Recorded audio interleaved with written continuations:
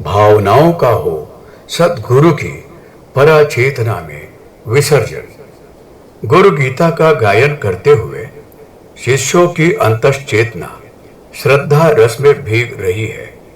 भक्ति का उफान उनकी भाव चेतना में हिलोरे ले रहा है। इन हिलोरों में न केवल अतीत के कलमश घुले हैं, बल्कि प्रखरता प्रकाश की नई आभा भी फैली है। गुरु गीता के मंत्रों का प्रभाव ही कुछ ऐसा है। ये भगवान महादेव के वचन हैं जो सदा सर्वदा अभोग है।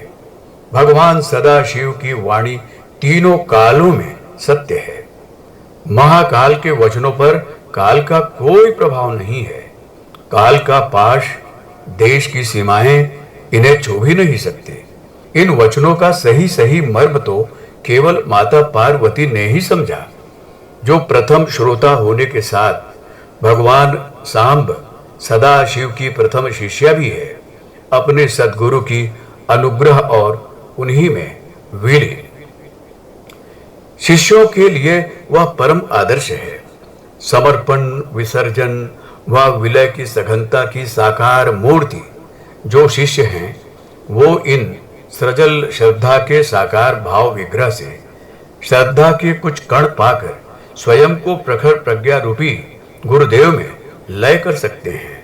इस भाव प्रवाह में अवगाहन करने वालों ने गुरु भक्ति की पूर्व कथा में पढ़ा कि सद्गुरु का नाम मंत्र राज है। इसका जप करने से बुद्धि खरा सोना बनती है। इसके स्मरण चिंतन से महासंकटों से रक्षा होती है। हर किसी अवस्था में चलते फिरते, बैठते उठते यह मंत्र राज साधक की रक्षा करता है। जो भी शिष्य इसकी साधना करता है, उसे अविनाशी, निराकार व निर्विकार आत्म तत्व की अनुभूति होती रहती है। गुरुदेव के इस अद्भुत स्वरूप के एक अन्य रहस्य आयाम को प्रकट करते हुए भगवान भोलेनाथ आदि माता भवानी से कहते हैं, अपूर्वाणाम परम नित्यम स्वयं ज्योति निरामयम विरजम परमाकाशम ध्रुवमानंदम व्ययम श्रुति प्रत्यक्ष महति यमनुमानश्च तुष्टयम यस्य चात मतपो वेद देशिकम च सदा स्मरेत मननम यद्वरम कार्य तद्वदामि महामते साधुत्वं च मया दृष्टवा त्वयि तिष्ठति संप्रतम। सद्गुरु चेतना का यह तत्व सब भांति अपूर्व है, नित्य है, स्वयं प्रकाशित एवं निरामय है। इसमें किसी तरह का विकार नहीं है। यह परमाकाश रूप, अचल, अक्षय और आनंद का स्रोत है। वेद स्तोत्र भी यही कहते हैं। प्रत्यक्ष, शब्द आदि चारों प्रमाणों से भी यही सिद्ध होता है। गुरुदेव की आत्म चेतना, तपश्चेतना का सदा सदा स्मरण करना चाहिए। हे महामती देवी, इसके मनन से श्रेष्ठ और कुछ भी नहीं। तुम्हारी साधुता को देखकर ही मैंने यह सत्य तुम्हें बताया है। गुरु गीता के मंत्रों में इस परम सत्य का उद्घाटन है कि गुरुदेव ही स्मरणीय हैं, चिंतनीय हैं और मननीय हैं। उनकी परा चेतना में रमन करने से श्रेष्ठ और कुछ नहीं है। कई शिष्य साधक बौद्धिक रूप से इस सच्चाई को जानते हैं, किंतु भाव रूप से वे इसमें डूब नहीं पाते, निमग्न नहीं हो पाते। इसका कारण यह होता है कि उनको बुद्धि तरह तरह सांसारिक गणित लगाती रहती है। इस बुद्धि को श्री भगवत गीता के गायक व्यावसायिक मका बुद्धि कहते हैं। श्री रामकृष्ण परमहंस इसके लिए पटवारी बुद्धि का शब्द उपयोग करते थे। जोड़ तोड़, कुटिलता, क्रूरता में निरत रहने वालों के लिए न तो साधना संभव है और न ही उनमें समर्पण बन पड़ता है। और जो अपनी अहंता का सिर उतारकर गुरु चरणों पर रखने का साहस नहीं कर सकते, भला उनके लिए गुरु भक्ति कहाँ और किस तरह से संभव है। ऐसों को सद्गुरु चाह कर भी नहीं अपना पाते। शिष्य की भाव मलिनता उन्हें यह करने ही नहीं देती। इस भाव सत्य से जुड़ा एक बहुत ही प्रेरक प्रसंग है।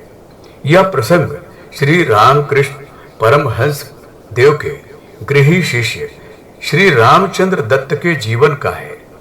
श्री दत्त महाशय की भक्ति अपने गुरु के प्रति बढ़ी चढ़ी थी, परंतु इसी के साथ उसमें सांसारिक बुद्धि की भी छाया थी। उनमें अपनी विद्या, बुद्धि एवं धन पैसे का अहंकार भी था।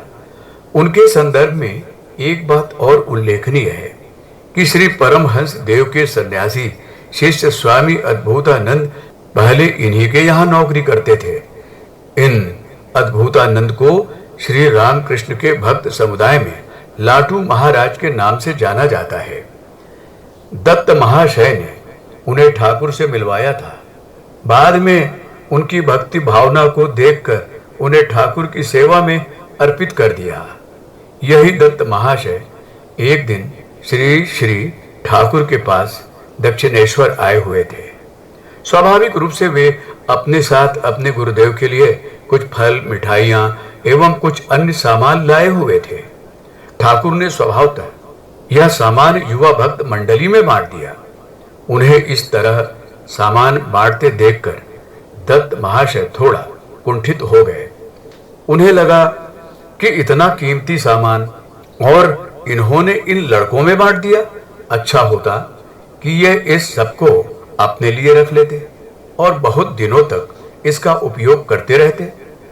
उनकी ये सांसारिक भावनाएं ठाकुर से छिपी नहीं रही। जिस समय वे यह सब सोच रहे थे उस समय शाम का समय था और वे परमहंस देव के पास बैठे उनके पांव दबा रहे थे। इन भावनाओं के उनके मन में उठते ही श्री राम कृष्ण देव ने अपने पांव से उनके हाथ झटक दिए और बांटने से बचा हुआ उनका सामान उनके पास फेंकते हुए बोले, तू अब जा यहां से, मैं तुझे अब और बर्दाश्त नहीं कर सकता। रही बात उस सामान की जो तू अब तक यहां लाया करता था, वह भी और उससे ज्यादा तुझे मिल जाएगा। मैं मां से प्रार्थना करूंगा कि वह सब कुछ बल्कि उससे बहुत ज्यादा तुझे लौटा दे।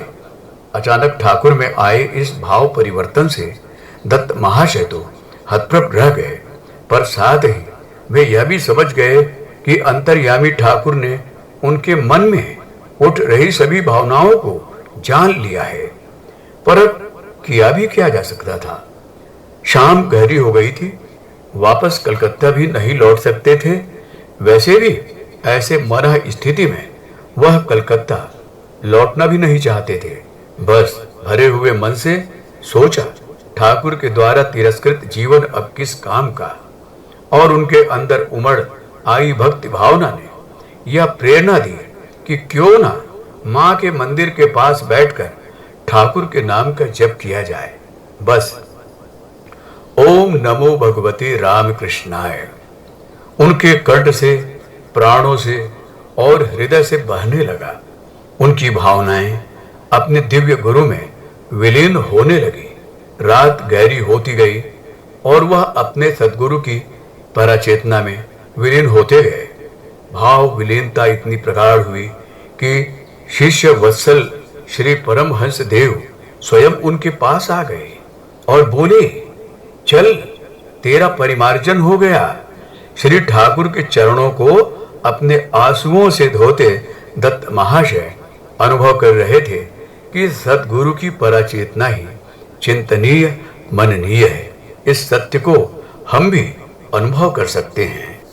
पुस्तक गुरु गीता, लेखक डॉक्टर प्रणव पंड्या।